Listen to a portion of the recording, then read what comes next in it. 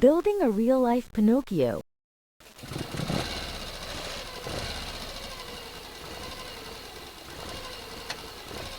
Imagine that one day, you walk into a workshop and meet a little wooden puppet. He can talk, he can walk, he can look at you, he can even make decisions for himself. His name is Pinocchio. In the classic story, Pinocchio is carved from wood by a woodcarver named Geppetto. But Pinocchio is not an ordinary puppet. He can move and speak on his own. And more than anything else, he wants to become a real boy. Along the way, Pinocchio gets into trouble, tells lies, learns important lessons, and eventually becomes a real boy. It sounds like magic. But let's stop for a moment. Suppose Geppetto had no magic at all. Suppose he had only wood, gears, motors, batteries, sensors, and computers. Could he actually build a wooden Pinocchio who could walk and talk? Well, that would be a much harder job. And it would lead us straight into the world of robotics and artificial intelligence. First problem: how does Pinocchio walk? Think about your own body when you walk. It seems easy. You simply decide, I'm going over there, and your legs do the rest. But your body is performing an incredible amount of engineering. Your brain has to coordinate dozens of muscles. Your joints have to move in the correct order. Your feet have to push against the ground. And your body constantly has to adjust its balance. Even something as simple as taking one step requires continuous corrections. Now imagine trying to build that from wood. You could make wooden legs. You could connect them with hinges. You could add gears. And perhaps you could attach motors to the joints. But then comes the difficult question. How does the machine know what to do? Move the left leg, then the right. How far? How fast? What happens if the floor is uneven? What happens if Pinocchio trips? And how does he keep himself from falling? Suddenly, walking doesn't look so simple anymore. Let's talk about the secret ingredients of a robot. A modern walking robot usually needs several major systems working together. First, it needs actuators. Actuators are the parts that create movement. They can be electric motors, hydraulic systems, or other mechanisms. Think of them as the robot's muscles. Next, it needs sensors. Sensors tell the robot what is happening. A robot might use cameras to see, microphones to hear, force sensors to feel pressure, gyroscopes and accelerometers to detect movement and balance, and joint sensors to tell the robot exactly where its arms and legs are. These are like the robot's senses. Then there is the controller. The controller decides what the robot should do with all that information. And finally, there is the software. Software tells the robot how to coordinate everything. So if we wanted to build a robotic Pinocchio, we wouldn't just need a wooden body. We would need something much more complicated. Sensors plus actuators plus computers plus software plus power. That is the basic recipe for a robot. Walking is only half the problem. Pinocchio can also talk. And today, making a machine produce a human-like voice is relatively easy. A computer can generate speech. A speaker can turn electrical signals into sound. And microphones can capture what you say. But there is a much deeper question. If Pinocchio says, "Hello, how are you?" does he actually understand what you said? Or is he simply producing the right sounds? This is where robotics meets artificial intelligence. A robot's body and its intelligence are two different problems. Robotics asks, how do we make a machine sense and interact with the physical world? AI asks, how do we make a machine process information, recognize patterns, make predictions, or generate responses? Put the two together, and something much more interesting happens. You can have a machine that can move through the world and also communicate with you. In fact, machines that look and behave a little like Pinocchio already exist. Have you ever seen an animatronic character? Animatronics are machines designed to create realistic physical movements. Theme parks use them for characters that can move their heads, blink their eyes, open their mouths, wave their arms, and speak. But there is an important difference. An animatronic character usually performs a carefully designed sequence. Turn the head, open the mouth, move the eyes, raise the arm, repeat. A robot has a more difficult job. It needs to sense what is happening and respond to it. If you walk toward a robot, it might need to recognize you. If you put an object in front of it, it might need to identify the object. If the object moves, the robot may need to change its plan.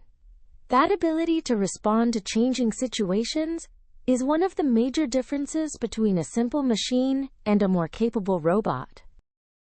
So, a robot needs a body and a brain. Here's a useful way to think about it. Imagine a robot as having two major parts.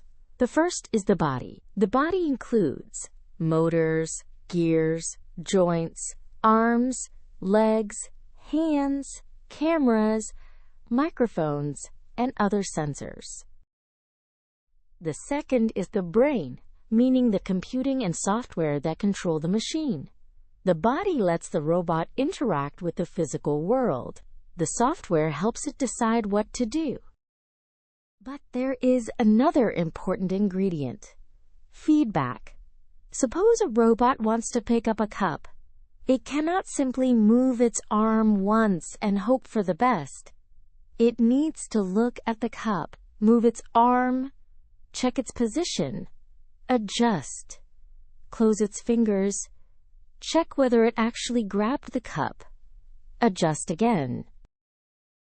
This loop, from sense, decide to act, and sense again, is one of the fundamental ideas in robotics. And your own body does something surprisingly similar. When you pick up a glass, you don't calculate every muscle movement consciously. Your brain constantly receives information from your eyes, muscles, joints, and skin, and makes tiny corrections. Your body is performing a very sophisticated control system all the time.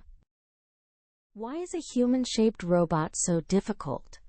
You might think, if humans can walk on two legs, why don't we simply copy humans? That's exactly what engineers are trying to do, but copying the human body is incredibly difficult. Our hands alone are remarkable machines. You can pick up a coin, turn a pencil, tie your shoelaces, open a bottle, catch a ball, and do all of this without carefully calculating every movement. Human hands contain many bones, joints, muscles, tendons, and sensory systems. And then there's balance. A human can walk across a room while carrying something, turning their head, avoiding another person, and adjusting to changes in the floor. A robot has to reproduce these abilities using motors, sensors, computers, batteries, and software. That's a huge engineering challenge. But robots aren't just science fiction characters. They are already being used around us. Factories use robots to weld, assemble, paint, package, and move objects. Warehouses use mobile robots to transport products. Hospitals use robotic systems to assist with certain medical procedures. Agricultural robots can help monitor crops or perform farm tasks. Space agencies use robotic spacecraft and rovers to explore places that are difficult or dangerous for humans. And underwater robots can explore the deep ocean, where humans cannot easily survive. These robots don't necessarily look like people, and that's an important lesson. A robot does not need to look human to be useful. In fact, sometimes a completely different shape is better for the job. A robotic arm may be perfect for a factory. A wheeled robot may be better for a warehouse. A rover with 6 wheels may be better for exploring Mars. Engineers design robots around the problems they need to solve. So why build humanoid robots? If wheels are easier than legs, and robotic arms are often better than human arms, why are engineers still building humanoid robots? Because our world was designed for humans. Look around you. Doors have handles. Stairs have steps. Tools are shaped for human hands. Cars have pedals and steering wheels. Factories and warehouses are designed around human-sized spaces. A humanoid robot could potentially use many of the same spaces and tools that humans already use. That's one reason companies and research laboratories are developing robots with 2 legs, 2 arms, cameras, and hands. Some of these robots can walk. Some can carry objects. Some can manipulate tools. Some can communicate using AI systems. But they are still far from being mechanical humans. And now we arrive at one of the most interesting parts of Pinocchio. Suppose we build a robot that can have a conversation with you. You ask, "What is your favorite food?" And it answers, "Pizza." You ask, "Why?" And it gives you a convincing explanation. Does that mean the robot understands pizza the way you do? Not necessarily. Modern AI can process enormous amounts of information and generate remarkably convincing language. But producing a good answer and experiencing the world as a human does are not necessarily the same thing. You know what pizza tastes like because you have a body.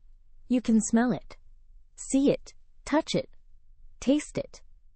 You can remember eating it with your family. You can even have an emotional reaction to it. A machine may process descriptions of pizza without having the same kind of physical experience. This is one of the big questions in AI. What does it really mean for a machine to understand something? What about emotions? Pinocchio also laughs, gets scared, becomes curious, makes mistakes, and cares about becoming a real boy. Could a robot have emotions? A robot could certainly be programmed to express emotions. It could smile. It could make a sad face. It could change the tone of its voice. It could say, "I'm excited." But expressing an emotion and actually experiencing an emotion may be 2 very different things. A robot might be able to recognize that you're angry. It might even respond appropriately. But does it actually feel fear, happiness, embarrassment, or love? We don't currently have a simple scientific test that answers that question. And that's where robotics becomes more than engineering. It becomes a question about intelligence, consciousness, and what it means to be alive. So let's go back to Pinocchio. Geppetto begins with a piece of wood. In the story, magic transforms that wood into a living puppet. In the real world, we don't have that kind of magic. Instead, engineers break the problem into pieces. They build mechanisms that can move. They build sensors that can detect the world. They build computers that can process information. They build software that can control movement. And now, with modern AI, They can build systems that can understand and generate language, recognize objects, plan actions, and interact with people. Piece by piece, we are building machines that can do things that once seemed almost magical. But there is still a huge difference between a machine that can perform human-like tasks and a machine that is actually a human. Here are some questions Pinocchio leaves us. Pinocchio wanted to become a real boy. But perhaps the more interesting question is not, can we build a robot that looks like a human? We are already getting surprisingly good at that. The harder question is, can we build a machine that understands the world the way a human does? And an even harder question, if we eventually build something that talks, learns, moves, remembers, and makes decisions like a person, what would make it a person? That is a question scientists, engineers, philosophers, and AI researchers are still thinking about. So the next time you see a robot walk, talk, or wave at you, remember Pinocchio. A wooden puppet may have started the story, but the real story is about something much bigger. How do you turn a machine into something that can sense, move, learn, and interact with the world? And perhaps one day, you might be one of the engineers trying to find out. The future of robotics is you.